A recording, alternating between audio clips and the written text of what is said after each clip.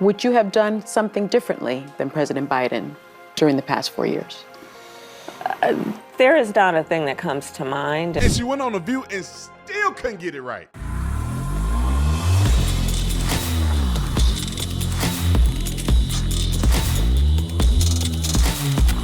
This video is brought to you by Super Beets, brought to you by Super Beets, ladies and gentlemen, one of my favorite supplements to take. It supports a healthy heart lifestyle, supports healthy blood pressure, and also blood flow, which is incredibly important. Every single person listening to me should be focusing on helping your heart do better and focusing on making sure your heart is healthy. And then also, not only having an incredible supplement, it actually tastes phenomenal. It's only 2 chews that you're supposed to take per day, and I literally want to eat 5 and 6 of them a day because they taste that good. And especially during an election season, stress can lead to a lack of energy, making you feel drained. Paired with a healthy lifestyle, the unique antioxidant compounds in Super Beets is clinically shown to be nearly 2 times more effective at promoting normal blood pressure than a healthy lifestyle alone. So why not give it a try?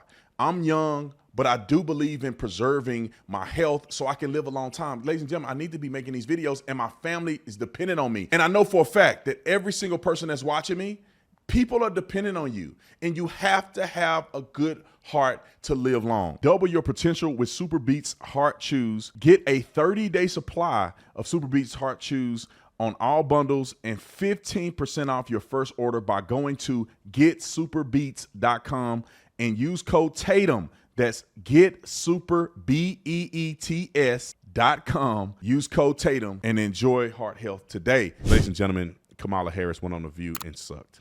She literally, now you just saw the video that I put out earlier of her going on 60 Minutes. And when they're not throwing softballs at her, Fabergé eggs at her, she is terrible.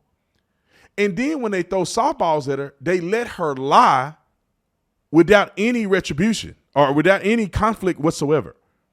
But that's why y'all watch me, because I'm finna show up and show out, all right? I'm not gonna let her get away with it because she's a freaking nut job, just completely lying and being disingenuous like she know how to do, all right? Let's get to this video. I'm gonna show you, and listen, if you got a weak stomach, don't watch it. If your blood pressure is up right now, don't watch this. Let your blood pressure come down. Because I'm a young man and I literally gonna have a stroke listening to this foolery. But I watch it, I prepped it so you don't have to watch the full thing. But let's watch it so the world can see how ridiculous she is and how ridiculous these, Lord, I'm trying to be saved. How ridiculous these women are. Full panel of dumb women. All right. Kamala, and I'm calling you Kamala because for all of those who are mispronounced. Let me say this for a minute. How all of a sudden there's a referendum on the way you say Kamala Harris's name? I have never heard a day in my life anybody complaining about Kamala Harris's name until she became a candidate to run for president. This year, not even 2020. This year, it became a problem. And you know why? Because they need to leverage something to call you a racist on. Oh, it's a racist, the reason they're not saying her name right. Really? Okay. And I want you all to know how to say it. There you go. But let's talk about something you would do different from Donald Trump. Right now, there is a monster storm barreling towards my state of Florida, a place that's still reeling from Hurricane Helene. Trump is lying, claiming that the Biden administration is intentionally withholding aid from the areas where Republicans live and that FEMA funds are being redirected to migrants. Ironically, that is something he did in 2019. What do you think the effect of these lies are, and why is he doing this? Well, it's profound, and it is the height of irresponsibility and, frankly, callousness. Yeah. So lives are literally at stake right now. I traveled to Georgia and to North Carolina after Hurricane Helene. In Georgia, I met a woman who just days earlier, her husband was killed in their home by a fallen tree. Yeah. Days later, I met with her and her daughter. You can imagine the pain, the shock that they are still in about what they experienced, what they witnessed. Yeah. What are you going to do differently, fool? That's what she asked you. She didn't ask you to give a theatrical illustration of somebody losing their family member. I mean, we're talking about real human beings and their lives. And them losing. You think you're fake human beings? Everything. Everything. This woman lost her husband. Her child lost her father. Mm-hmm. People are losing their home with no hope of. And you gave them $700. You wicked witch. You gave them $750. Like, who are you blaming, cuz? Ever being able to reconstruct or return. Yeah. Yeah. And the idea that somebody would be playing political games for the sake of himself, but this is so consistent about Donald Trump. Mm-hmm. He puts himself before the needs of others. I fear that he really lacks empathy on a very basic level to care about the suffering of other people and then understand. He went there before you did. He really don't have sympathy. He physically showed up when you weren't even there. You were on Call Her Daddy podcast talking about BJs and stuff. Now, she wasn't talking about BJs. That's the podcast scenario where that's what they talk about. Threesomes and all kind of stupid stuff. What made you want to do Call Her Daddy today? Well, I think you and your listeners have really got this. You shouldn't have been there. None of us should have been there. Communicate with people is to be real, you know, and to talk about the things that people really care about. Our show is really about your listeners. And I think especially now, this is a moment in the country and in life where people really want to know they're seen and heard and that they're part of a community. Everything's gone. It's all gone. And so I'm really glad to be with you. You were too busy on that podcast. Donald Trump was with the people. And the role of a leader is not to beat people down, it's to lift people up. Absolutely. Especially in a time of crisis. Empty platitude. As this massive storm is heading, it's about to hit Florida. Yeah. You and Governor DeSantis have been going back and forth, trading jabs over your attempt to check in. And ahead of the storm, you've called him selfish for not taking your calls. Now, he said this morning you've never called regarding any of the storms Florida has had since you've been vice president until apparently now, and called it political. And we've been laser focused on leveraging all resources available, including from the federal government. And I've been in touch with both FEMA and the president, as well as marshaling all our state agencies and working to support our local communities. And so for Kamala Harris to try to say that my sole focus on the people of Florida is somehow selfish is delusional. She has no role in this. In fact, she's been vice president for 3.5 years. I've dealt with a number of storms under this administration. She has never contributed anything to any of these efforts. And so what I think is selfish is her trying to blunder into this. No. And here's the thing. She has no role. No, she has no role in this process. I'm in contact with the President of the United States. I'm in contact with FEMA director. I'm obviously managing all our state agencies. We're supporting all our local government. And I will say this. I've had storms under both President Trump and President Biden, and I've worked well with both of them. She's the first one who's trying to politicize the storm, and she's doing that just because of her campaign. She's trying to get some type of an edge. She knows she's doing poorly, and so she's playing these political games. I don't have time for political games. I've got people whose lives are on the line. I've got people whose homes and their possessions are on the line, and we are focused 100% on that mission. I'm not worried about playing her political games. And so she is being selfish by trying to blunder into this when we're working just fine. What's your response? Thank you, Ron DeSantis. I like him, man. Dang. You know, hopefully one day he run for president too, man, because I think he'll be a great president. To that. Well, first of all, I have called and talked with, in the course of this crisis, this most recent crisis, Democrat and Republican governors. Called, taken the call, answered the call, had a conversation. So obviously, this is not an issue that is about partisanship or politics for certain leaders, but maybe is for others. Mm-hmm. What you also know, and The issue of what's about to hit Florida and your live show, so I just can't stress enough. This hurricane coming to Florida is and predicted to be historic in terms of how serious and devastating it will be.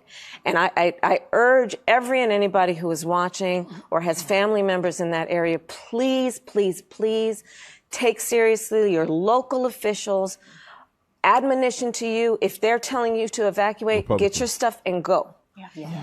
If they're, whatever they're telling you, because, we gotta, Floridians, tough folks, been through a lot. But this is going to be different than they've been before. And I know a lot of folks might think, I've been through this. I grew up here. I've seen it all. I'll be fine.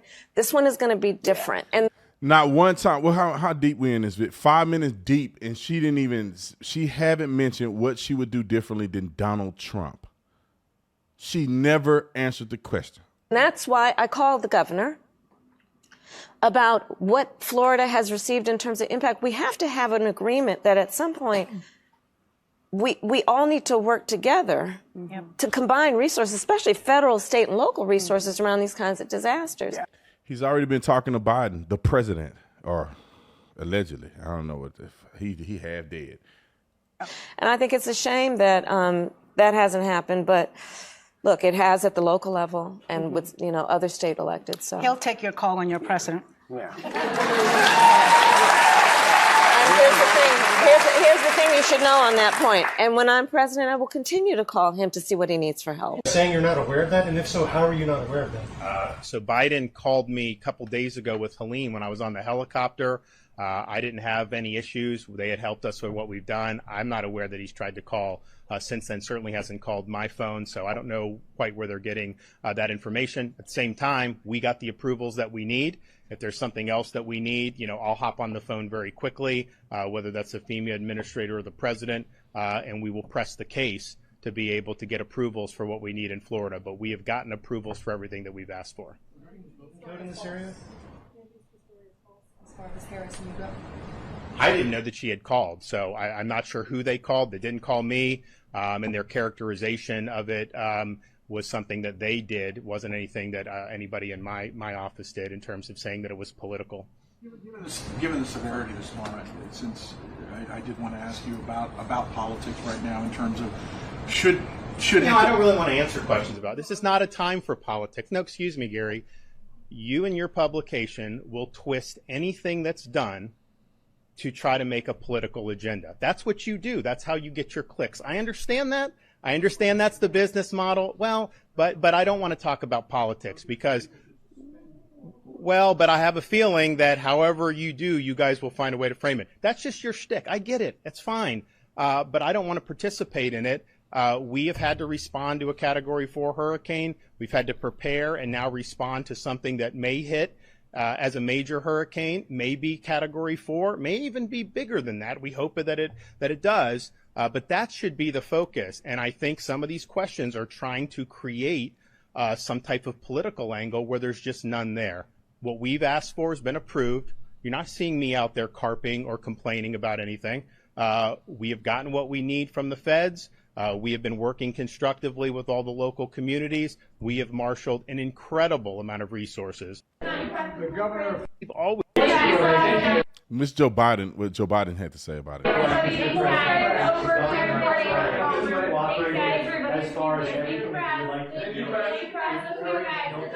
The governor of Florida has been cooperative. He said he's gotten all that he needs. I talked to him again yesterday.